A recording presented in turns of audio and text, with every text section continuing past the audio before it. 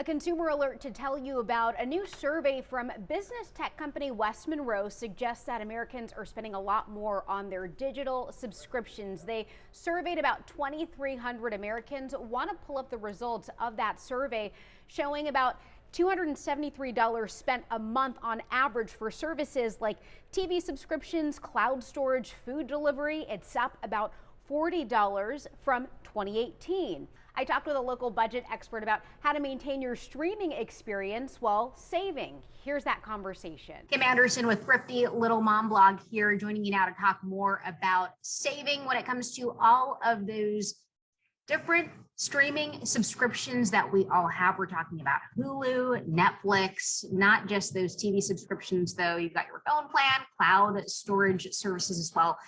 Kim, what is the first thing that you need to do in order to save while still maintaining your experience?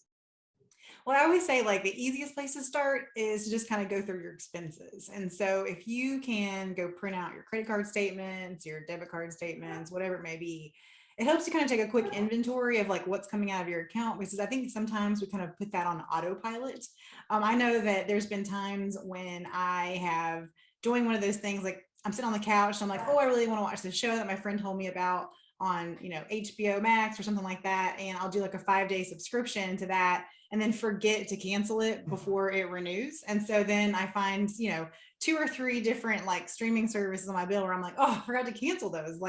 So, those are things to kind of take into consideration. Is the first place to start with those bills, because that's where you can trace what's actually coming out that you may have forgotten about, or just to be able to really evaluate how much you're spending every month on different types of subscription services.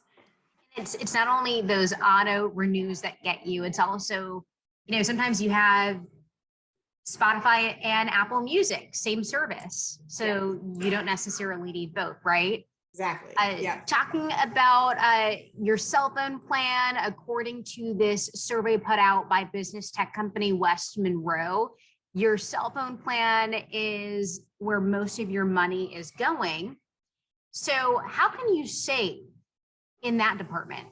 Well, I know like for me as a person who has like an online based business, like my phone is a big part of my business. And so it's very difficult for me to chop a whole lot with the cell phone plans. But I think when it comes to like families who are spending a lot of money, I think there's a lot to consider with that. Like, does your family actually all need to be on the same cell phone plan?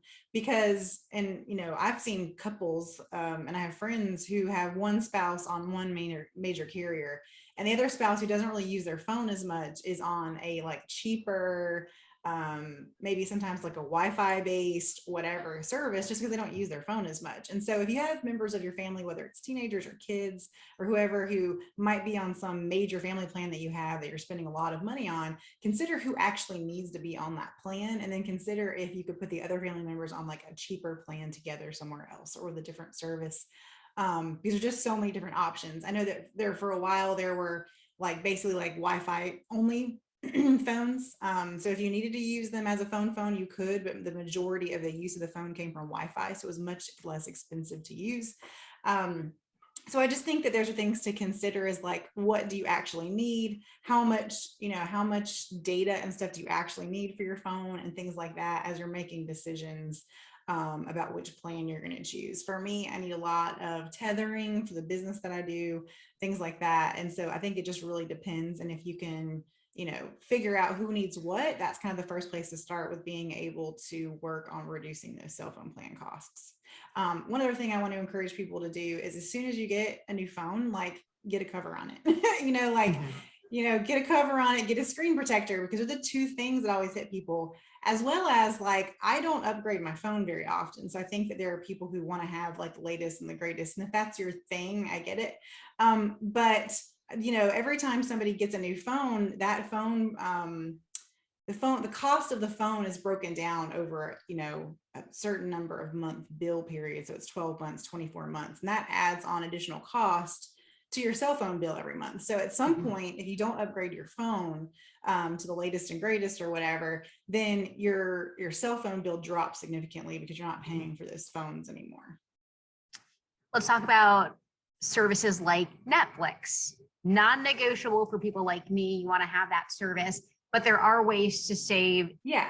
And I think that it's, if you want to save on an individual service, a lot of that comes down to choosing between ads or no ads and things like that. So if you can tolerate ads, you can pay less. Or I So you're think, talking about like YouTube or well, a even, subscription to like a Spotify or something yeah, that's like, free and with an ad.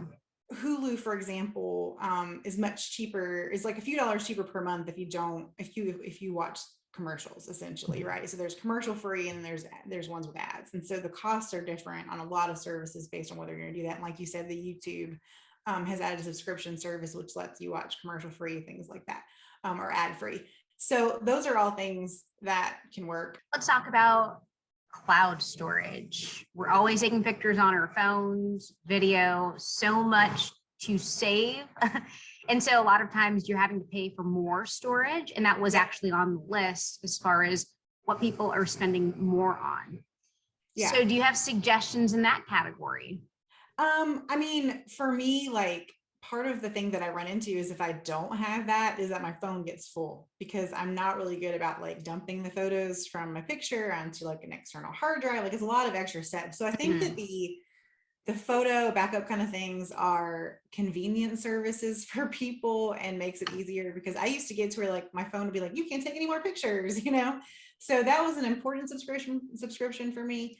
But I I when it comes to those kind of picture services and stuff like that, maybe you just don't need as much storage. Like, think about the plan, think about how much you actually use, think about how much data or not data, but how much space you're actually using, and decide if you need the plan that you're on, or if you can, bring that down a few terabytes, like a few terabytes, a few gigabytes, whatever it may be. Lastly, we were talking about sharing accounts. I know that there are legit family plans. I use that for my Netflix.